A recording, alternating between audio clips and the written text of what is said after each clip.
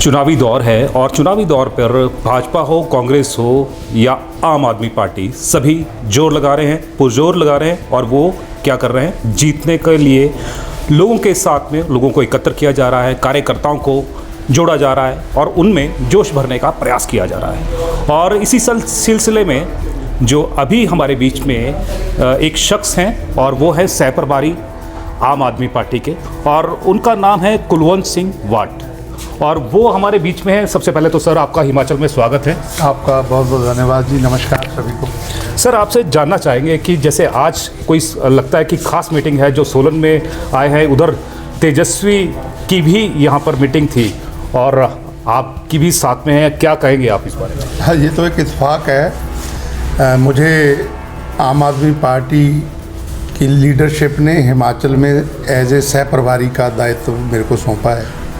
तो कल मैंने निर्णय करा कि लोकसभा शिमला में मेरी पार्टी ने जिम्मेवारी लगाई है। अभी 6 तारीख को मंडी में हमारे राष्ट्रीय संयोजक श्री अरविंद केजरीवाल जी, उनका रोड शो होने जा रहा है, जिसमें पंजाब के मुख्यमंत्री भगवंत मान जी भी रहेंगे।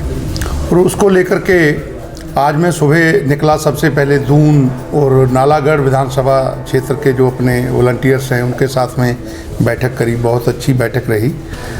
उसके बाद में कसौली विधानसभा में भी बैठक हुई और आज ये चौथी बैठक यहाँ सोलन विधानसभा में अपने कार्यकर्ताओं के साथ में करी है।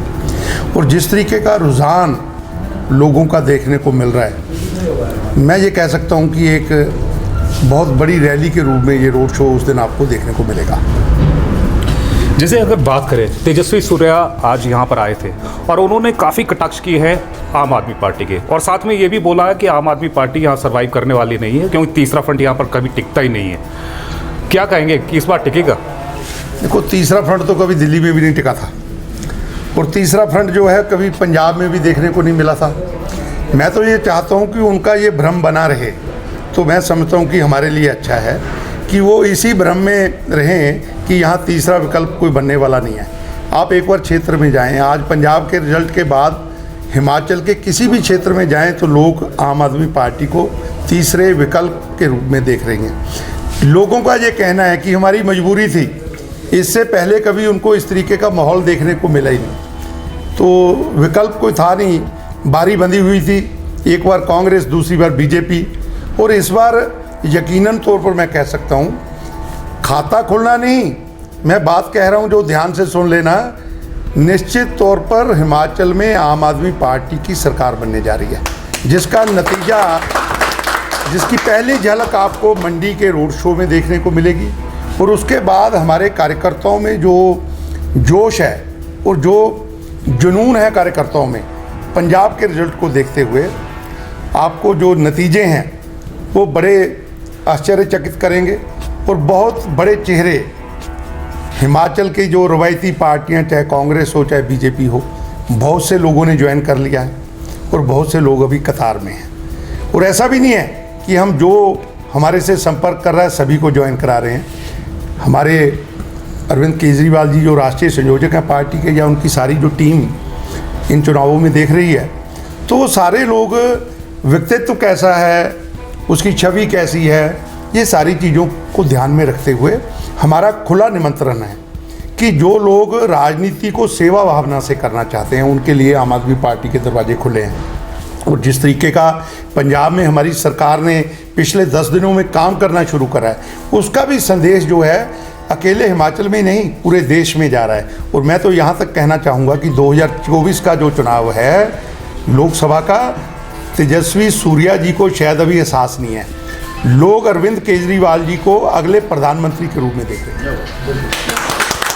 जैसे अगर मंडी की बात करें तो मंडी में आपने बोला कि बहुत बड़ा एक विशाल रैली होने वाली है, यानी सीएम भी आएंगे उसमें और बड़ी बड़ी डिग्नेटरीज भी आएंगी और सभी ज्वाइन करने वाले हैं। काफ़ी जो यहाँ के बड़े नाम हैं, नाम भी चर्चा में है, लेकिन नाम मैं भी डिस्क्लोज नहीं करूँगा जैसे आप नहीं कर रहे, लेकिन फिर भी ये है कि आप इसको बड़ा स्वरूप कैसे मानते हैं? एक तो ये है कि हाँ, आप जो सीएम के घर पर ही जाकर उनको चुनौती दे रहे हैं, आम आदमी पार्टी मंडी में ही कर रही है और मंडी सीएम का गृह क्षेत्र है। चुनौती तो उनको मंडी की जनता ने पहले ही दे दी है कि वो खुद अपने गृह जिले में अपना चुनाव हार गए और इससे बड़ी चुनौती और क्या हो सकती है, उनको समझना चाहिए था। और मैं आज आपको कहना चाहता हूँ, जिस तरीके की भाषा का इस्तेमाल मुख्यमंत्री जयराम ठाकुर ने करा है, जैसे पंजाब में मैं बात कहना चाहूँ कि पंजाब में सत्ता परिवर्तन कराने में वहाँ के किसानों का बड़ा हाथ रहा।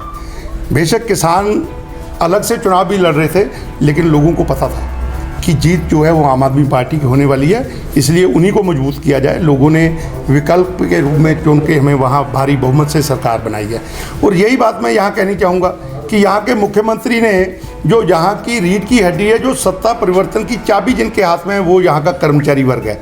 और जिस तरीके से उन्होंने उनकी बेइज्जती करी है, उनको चैलेंज करा है खुला कि अगर आपने पेंशन लेनी है तो पहले आप चुनाव लड़ें। मैं समझता हूँ कि उनकी इतनी जो कही हुई बात है यही काफ़ी है सत्ता परिवर्तन के लिए। आज कर्मचारी वर्ग जो है वो अपनी जो नई और पुरानी पेंशन पॉलिसी है उससे दुखी है। यहाँ पर भ्रष्टाचार का जो बोलबाला है, अलग अलग ज़िलों में जो मैदानी इलाका है हमारा, वहाँ पर माइनिंग की नजायज़ माइनिंग जैसे पंजाब में होती है उस तरीके की माइनिंग से लोग परेशान हैं। रेवेन्यू जो है वो लूटा जा रहा है, जाकि वो सरकार के खजाने में जाना चाहिए, लेकिन वो नेताओं की जेब में जा रहा है, जो माफिया है उनकी जेब में जा रहा है। तो आपको बड़ा बदलाव देखने को मिलेगा। हम मुद्दों के आधार पर राजनीति कर रहे हैं और जो हिमाचल के मुद्दे हैं उनको लेकर जनता के बीच में जाएंगे। लास्ट सवाल एक और आपसे पूछूंगा, जैसे तेजस्वी सूर्या यहाँ पर आए थे और उन्होंने खास तौर पर आम आदमी पार्टी को ही टारगेट पर रखा है। यहाँ पर कांग्रेस के बारे में जिक्र किया लेकिन बहुत कम किया, ज़्यादा जुबान पर आम आदमी पार्टी थी। और दूसरी तरफ वो ये भी कह रहे थे कि आम आदमी पार्टी से डरने वाली कोई बात नहीं है। और तीसरा जो बात है वो बात निकल कर ये आती है, उन्होंने ये कहा है कि जो आम आदमी पार्टी है राष्ट्र विरोधियों के सहयोगी पार्टी है, जो लेफ्टीज हैं उनकी पार्टीज है। तो आप इसको कैसे लेते हैं? क्या वाकई जैसे पिछले कल जो केजरीवाल है, जब उनका संसद में उन्होंने एक बात डाली थी और वो भी कश्मीर फाइल्स को लेकर, तो काफ़ी हास्यप्रद भी रही और काफ़ी उन्होंने तीखी टिप्पणी भी जो भाजपा सरकार पर की है। और लेकिन वो एक हथियार है जो भाजपा के हाथ में अब लग गया है, वो बस यही कह रहे हैं, दो कश्मीर फाइल का जो विरोध कर रहा है वो मुस्लिम्स के साथ में खड़ा है और एंटी जो हिंदू है वो आम आदमी पार्टी बन गई है। देखो, जहाँ तक भारतीय जनता पार्टी का सवाल है, भारतीय जनता पार्टी अगर आज आपके कहने के अनुसार बार बार उनके नेता लोग अगर आम आदमी पार्टी की बात कर रहे हैं, तो स्वाभाविक है कि उनको आम आदमी पार्टी से कहीं ना कहीं खतरे की घंटी जो है वो दिखाई दे रही है। और कांग्रेस की मैं बात करूँ तो कांग्रेस जो है वो लगभग इस देश से लोगों ने ये मन बना लिया है कि कांग्रेस का जो है वो सफाया कर दिया गया है, क्योंकि कांग्रेस ने हमेशा जहाँ भ्रष्टाचार को जन्म दिया, वहीं उन्होंने इस देश के साथ में बहुत सारे स्कैंडल जो हैं उनके साथ जुड़े हैं, बड़े बड़े स्कैंडल उन्होंने करे हैं। आज आम आदमी पार्टी ने जो दिल्ली में कार्य करके दिया है, दिल्ली का मॉडल दिया है, उसी तर्ज पर पंजाब की सरकार बनी है और पंजाब एक फुल फ्लैश स्टेट है जिसके सारे अधिकार यहाँ मुख्यमंत्री के पास हैं। और जिस तरीके से उनकी कार्यशैली है, जैसे आज ही एक जनता को जो अच्छा लगने वाला फैसला है, जिसको जनता ने पसंद किया है, आज उन्होंने फैसला किया है कि जो भी हमारे पूर्व विधायक हैं या मुख्यमंत्री हैं उनको एक पेंशन मिलेगी, एक टर्म की पेंशन मिलेगी। यहाँ से स्पष्ट संकेत जा रहा है कि आने वाले समय में हिमाचल के लोगों को क्या मिलने वाला है।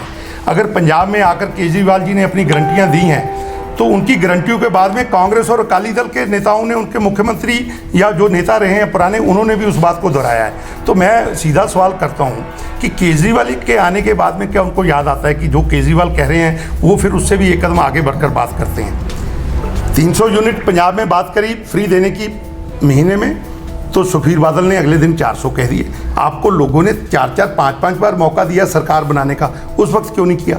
मेरा ये सवाल है।